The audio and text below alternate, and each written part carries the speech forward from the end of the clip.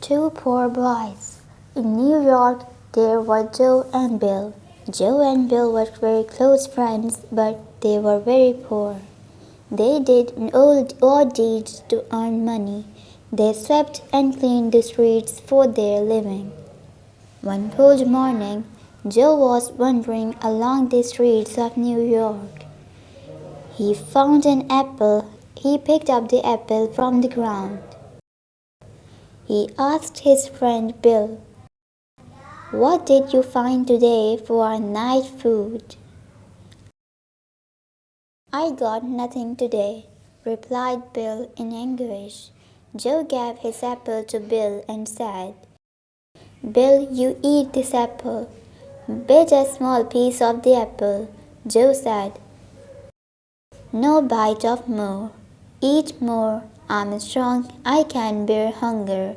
You are weak. You cannot bear hunger." By these words of Joe, Bill was satisfied and he remained a good friend of Joe forever. Thereafter, they remained good friends. Thank you.